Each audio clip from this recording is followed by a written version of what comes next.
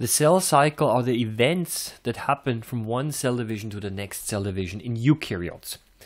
Now, what you have over here is you have, looks like a pie diagram, but it's supposed to represent the life of a cell and like a clock, and we're running clockwise, so it's like this, okay?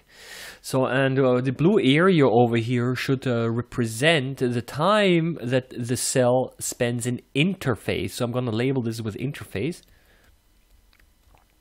Interphase, and interphase itself is again subdivided into 3 stages, and they're called G1, S, and G2. And because we're running clockwise, the first stage is the G1 stage, then you have the S stage and the G2 stage. The question is now, what does G1, S, and G2 stand for? G stands for gap. Very original, I know, but the scientists who discovered this evidently couldn't think of a better term. So that's gap 1, G2 is gap 2, and S stands for synthesis. So synthesis of DNA. This is the time when the DNA is copied. It's the time of DNA replication. So, what is the point of G1 and G2?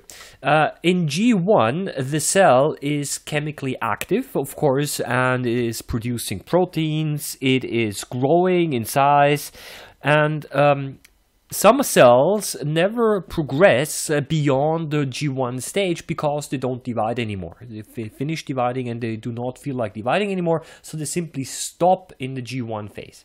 Now, some cells progress from the G1 stage into the S stage, and they start to copy the DNA. Because we need two DNA copies for cell division, and when the copying has finished, the cell progresses into the G2 stage, and the G2 stage is nothing more than a checkpoint which determines whether we should actually proceed into mitosis, which is the orange part over here, or not. So it's the G2 is like this, how shall I say, checkpoint to determine whether we have to go into mitosis or not. So let's talk about mitosis, which is the orange part over here. I made it smaller than the blue part, the interphase part, because mitosis generally takes a shorter time. So I'm referring to this as mitosis.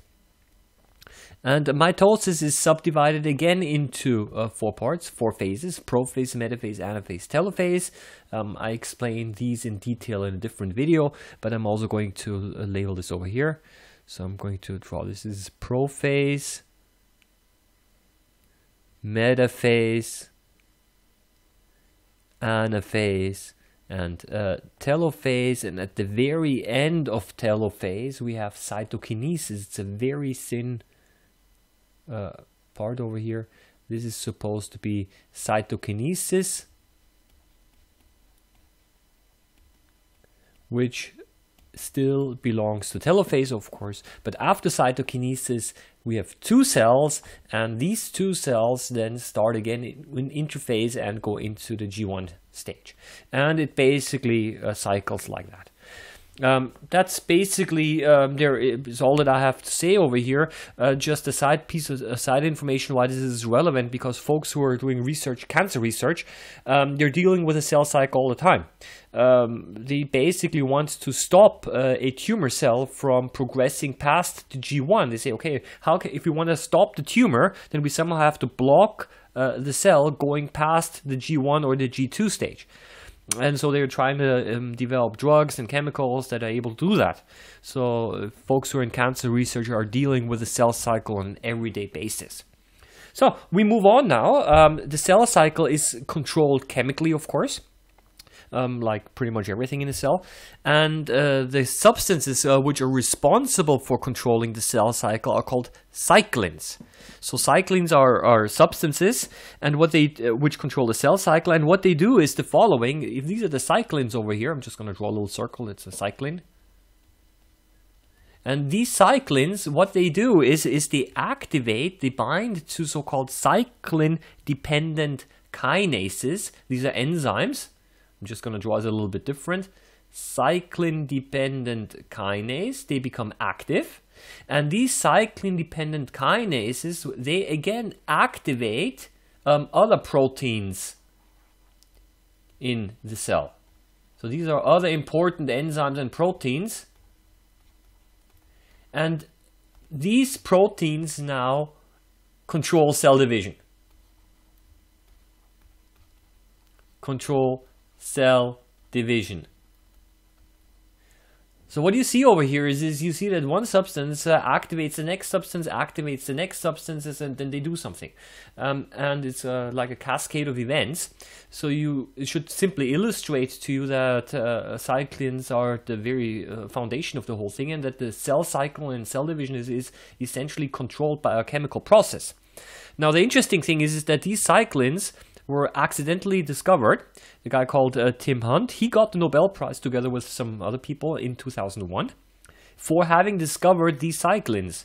Because I do not need to mention this, is if you understand cyclins and the cell cycle, then of course this is really important for cancer research, because you would like to understand why do some cells divide in an uncontrolled way. And so cyclins help understand this. And you do not have to know these diagrams, I would say. I think that's not so important, but still to illustrate to you that cyclins do play an important role. There are 4 different cyclins, cyclin A, B, D, and E, and their concentration changes through the cell cycle. So G1, S, and G2, that's part of interphase. And then you have mitosis. And there are cyclin D, for example, it increases in concentration, and then it drops again over here. So this is cyclin D.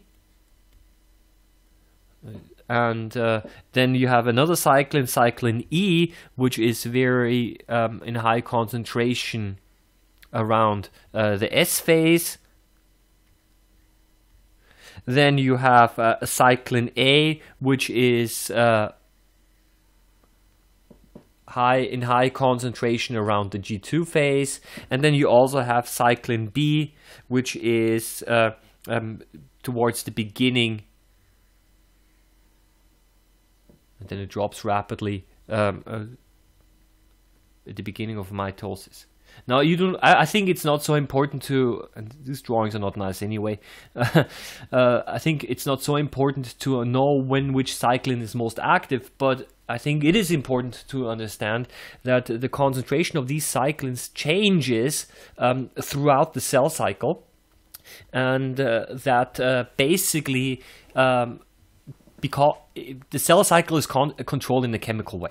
So if you're somehow, I would say, I don't know, if you're able to somehow maybe block or influence cyclin B or cyclin A, then maybe this can have an influence in actually starting mitosis. And this way you can try to discover drugs which work against tumors and against cancers. So that is basically the idea. The bigger importance over here is that essentially Tim Hunt accidentally discovered it, but he was smart enough to realize the importance of his discovery. He was actually working on something different, and then he realized, well, the concentration of these proteins changes throughout the cell cycle in a very regular way. So he continued to research that. It is an example of serendipity.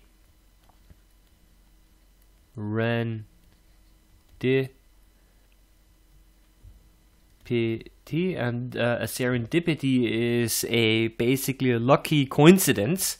It's an unexpected discovery, but you have to be, of course, aware that the discovery is of importance, and many people essentially discover things, but they do not realize that what they've discovered is actually important. I would say probably another example of a serendipity would be the discovery of penicillin by Alexander Fleming in the 1920s. Many people realized that fungi are able to block the formation of bacteria because these fungi basically produced substances that block the growth of bacteria. I mean, many people realized this. They saw it on when they were growing bacteria and fungi. But Alexander Fleming actually was clever enough to realize, well, actually this could be an interesting drug, and he continued to research that. Yeah, I would say the big discoveries in science are made with the words, "Ah, that's kind of strange. That's a weird phenomenon. I did not expect that. Why is that?" If you basically end up asking yourself these questions, then it could be that you're basically discovering something interesting. Many interesting discoveries are also basically lucky coincidences, and the cycling discovery is one of these examples. Okay, so that's basically completes the cell cycle.